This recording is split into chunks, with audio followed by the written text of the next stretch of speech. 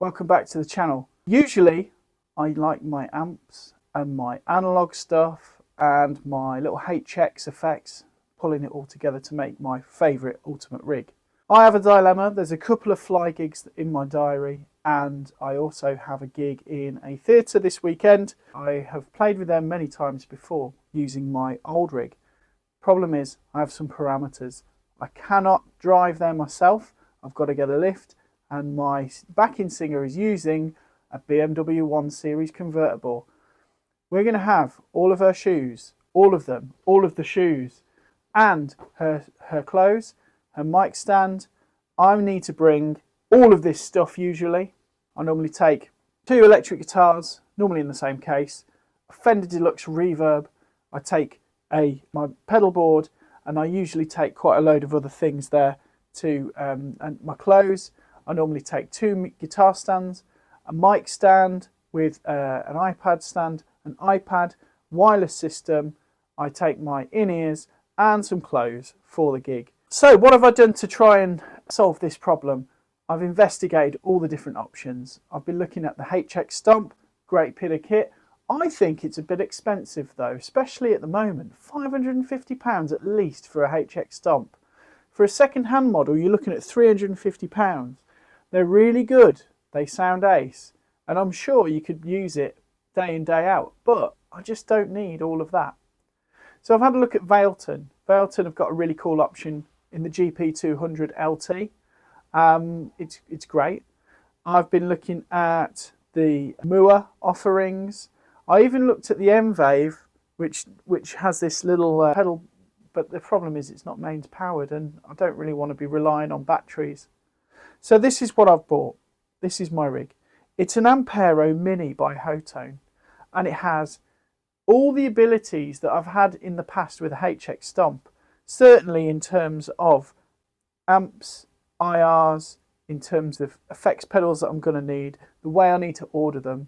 It's got all of the computing power, and the great thing is it just sounds amazing. So that's my core of the rig. I've also got a momentary stomp switch so that I can add 2 more options to add effects whilst we're going, so I don't have to keep flicking up and down patches. I have the Electro Harmonics Crayon, which is cheap and cheerful but reliable and fantastic little pedal that will give me all the overdrive I need on the gig. My Origin Effects Cali 76. I don't leave the house without that. It is just a fantastic little compressor. You can't really get that in modelling. I haven't seen that being done well in modelling ever. And my wah-wah. Normally I use an expression pedal and a modelling wah-wah, but my good old Gin Dunlop wah-wah from 1995 will do the trick still. It's a great little bit of kit, built like a tank. It will outlast all of us. I've used a little switch, a tuner switch, to make changes between acoustic guitars and electric guitars work really well. And another thing that drew me to the Ampero was the acoustic guitar modelling, because I won't be able to bring my steel string Taylor. So I'm going to have to use my PRS hollow body with an acoustic kind of sound going into this, and I'm going to have to make a model sound. And actually, it's probably the best acoustic modelling sound I've ever had access to. So there's another point really for the Ampero Mini. When I purchased it, I sold some other bits of equipment. I had a Marshall JMP copy pedal by TC Ampworks. Sold that. Sold another bass preamp, the K-Line. So I'm kind of back to where I started financially with it. So it hasn't really cost me anything, except this does a lot more. And it's been pretty cool. The only thing that I would say isn't great about it is it doesn't have a balanced output that you would get on your Line 6 stuff and on your Vailton stuff. So it's going to have to go into a DI box. But for the price of it, you could afford to buy an active DI box and stick it on your board if you wanted to. And then you've got something that's super flexible. So we're going to find out how it goes in the show. I chose the Hotone for this very reason, that I can just select this here. I've got a momentary foot switch, so by pressing on these I can turn on and off effects, and I can see where they're on, and then I can just bank up and down my different things. So So for Fast Love gig, I had an acoustic rig. I had to adjust the EQ big time when I got on stage because it sounded totally different when I got there. But it was a massive PA system. That's happened to me before with Helix stuff. This was my clean patch. It was based on a Fender amp. I've EQ'd everything with a bit. This is like a little trick that you can use.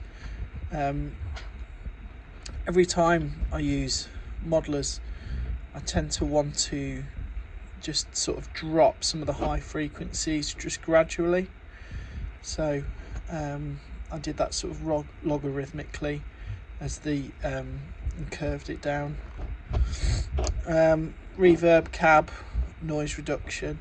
It's basically, though, the sound is a black Fender Twin, and then the cab is a single 1x12, which is essentially giving me the deluxe reverb sound, according to the Hotone thing, or Hotone. However, in my experience, it did sound very similar. I had quite a few guitar changes between acoustic and electric, so I used this. And this is the world's smallest tuner, but it also works just to bypass the signal for a second. And that saves me doing this, trying to press them both at the same time. If I mess that up, it could pop the PA system. And it was in front of quite a lot of people. I didn't want to do that, it'd be embarrassing. And then when you come out of this mode, you're back to this, which doesn't show you your effects and signal path. So for that reason, I just wanted to keep this going like that. Didn't want it to go back. And by using the tuner, it tends to just send you back to the larger number. I can read this small part at the top that tells me I'm playing the solo to the song Faith as a tape echo. Nylon with delay, another clean channel that was duplicated. And then Knew You Were Waiting, I had a Friedman amp, sounded really nice and beefy. And then For Somebody to Love, I've got like the actual original patch. And I will do a video on the patches, because the patches are, some of them are really good out of the box, some of them are just not. But either way, I'm going to do it because I think it will just give you a good flavour for what to expect from one of these and how you can make some really good patches. So this is a really small, simple fly rig. If I needed to scale it down further, I could take the wah out, I guess, but most of the gigs that I do, I use wah. I'm a wah guy. I'm the guy they get in because I can make a wah sound good. But this was the rig for last night. Absolutely well happy with it. Sounded really cool. People in the band, keyboard player, really good, top guy. He was like, I really like your patches. So I was really happy with that, just to have some compliments from other musicians. Show. Let's check it out.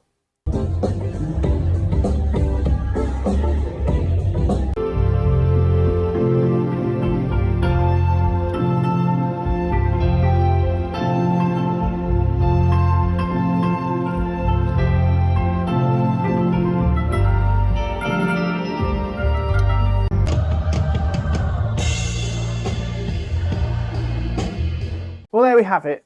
We've tried it, we've had a little listen. I was pretty impressed. I'm excited about my shows in Poland and in Holland, and I've got a cruise later on this year, so I'm excited to try it out on those for some other applications. It would be great for you to leave a comment on what you think, and have you ever had to go to digital modelling when you normally just love using amps, you know, and how painful is that? Or is it not painful at all and you found that it's been an excellent experience, and actually you'll use a lot more of that in your rigs moving forward? Don't forget to like and subscribe. Oh yeah, I'd do that.